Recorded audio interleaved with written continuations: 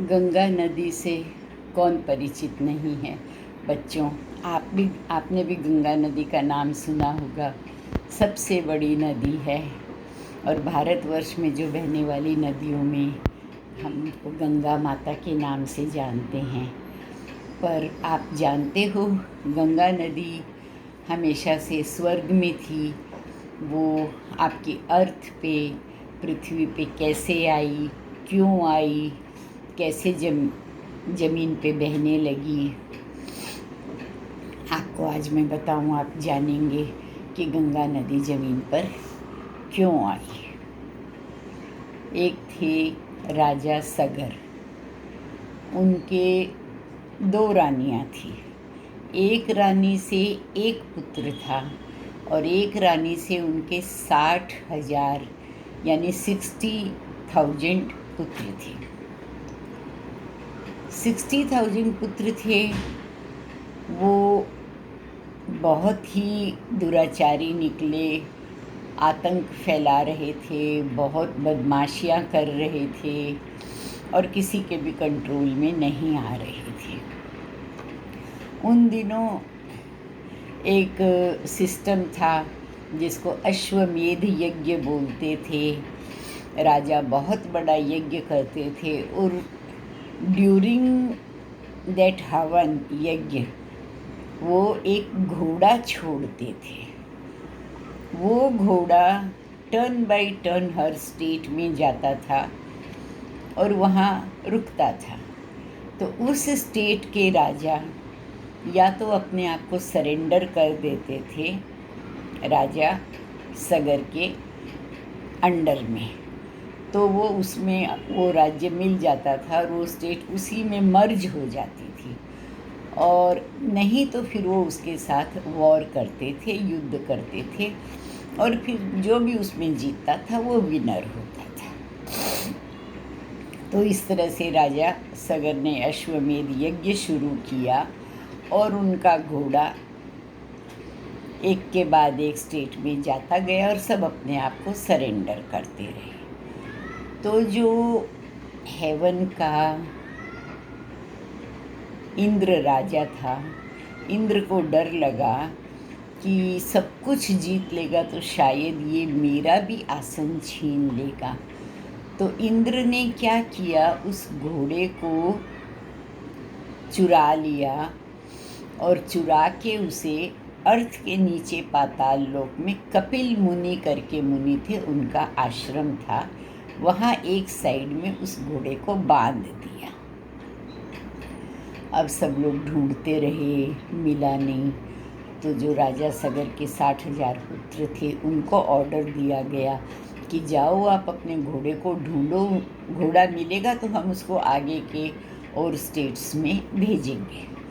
तो वो लोग ढूंढते ढूंढते ढूंढते ढूंढते कपिल मुनि के आश्रम में पहुँचे।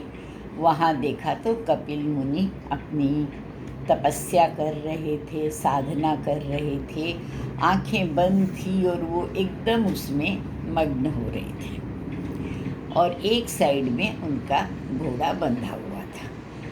तो उनको क्या लगा कि कपिल मुनि चुरा के लाए हैं हमारे घोड़े को और उन्होंने अपने आश्रम में बांध दिया। तो बाय नेचर वो 60,000 जो सगर के पुत्र थे वो सारे शैतान तो थे ही, और अब तो उनको एकदम गुस्सा चढ़ गया कि हमारे पिता के घोड़े को कपिल मुनि ने चुराया, यहाँ ला के बांध दिया।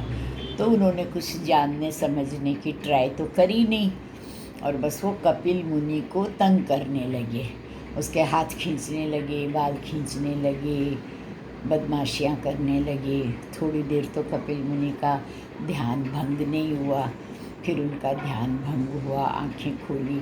तो ये जो पुराने समय के ऋषि होते थे, इतनी तपस्या साधना करते थे, उनमें बहुत स्पेशल एनर्जी आ जाती थी।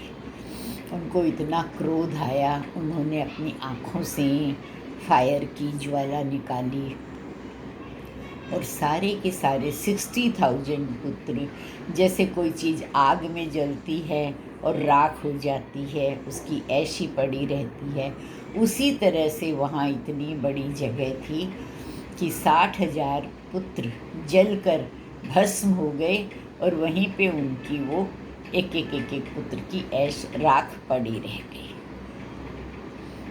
अब यहाँ पे राजा सगर ने देखा घोड़ा तो नहीं है, सो नहीं है, मेरे सारे पुत्र भी कहाँ चले गए। तो उन्होंने जो दूसरी रानी से एक पुत्र था उसको भेजा कि देखो तुम्हारे सारे भाई कहाँ गए, घोड़ा कहाँ गया। उसने बहुत कोशिश की, ट्राई की, करते करते वहाँ पहुँचा तो उसने देखा सारी बातें समझ में आई। कपिल मुनि ने सब कुछ बताया तो वो समझ गया कि इनकी नाराज़गी, इनके गुस्से का ही ये रिज़ल्ट है।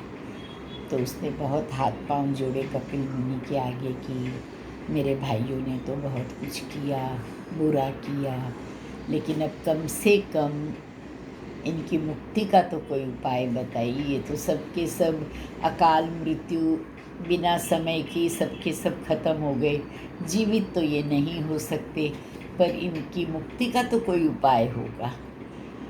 उसने बहुत हाथ पांव जोड़े तो कपिल मुनि थोड़े से खुश तो नहीं हुए पर थोड़े नरम पड़े। उन्होंने कहा कि अब मैं इनको जीवित नहीं कर सकता, पर सिर्फ इतना कर सकता हूँ कि गंगा जल इनके ऊपर छिड़को तो इनकी मुक्ति हो जाएगी। तो उसने कहा कि मैं कहाँ से लाऊं गंगा जल, गंगा तो स्वर्ग में बहती है। बोले वो तुम जानो, तुम तपस्या करो, तप करो और गंगा को राजी करो, उसको खुश करो कि वो ज़मीन पर आकर बहे, और इसके सिवा कोई उपाय नहीं है, कोई तरीका नहीं है।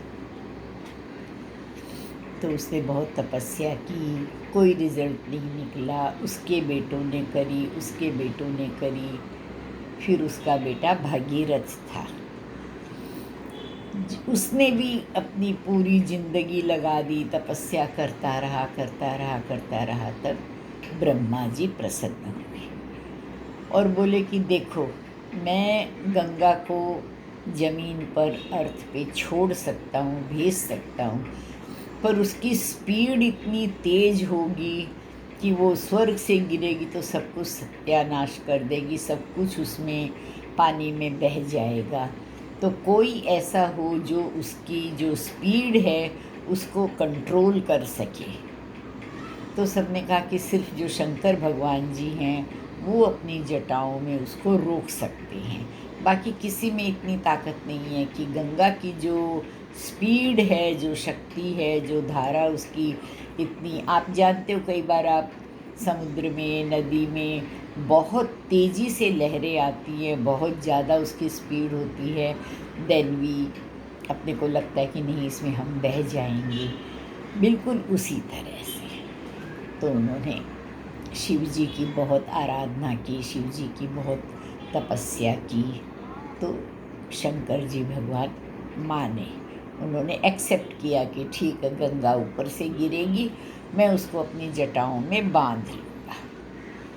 तब गंगा को स्वर्ग से परमिशन मिला नीचे अर्थ पे आने का, तो एकदम तेज़ी के साथ अपनी फुल स्पीड के साथ ऊपर से गिरी तो शंकर जी ने अपनी जटाओं में उसको बांध लिया और एक छोटी सी अपनी एक साइड से थोड़े से बाल खोले जिसमें से उसकी एक धारा बही और वो ज़मीन पे बही, और जहाँ कपिल मुनि का आश्रम था वहाँ से बहती हुई, हरिद्वार से बहती हुई, कलकत्ता से बहती हुई वो आगे आके गंगा सागर में मिली।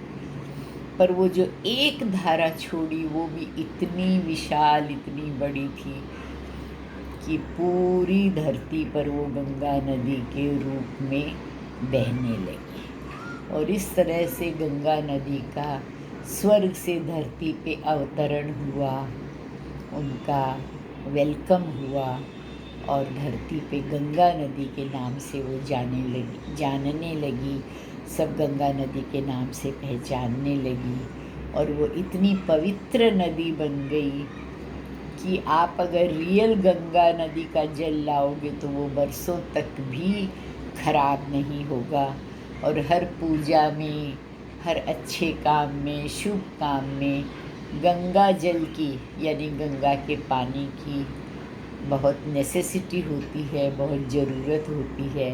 गंगा जल के बिना कोई भी पूजा पूरी नहीं होती।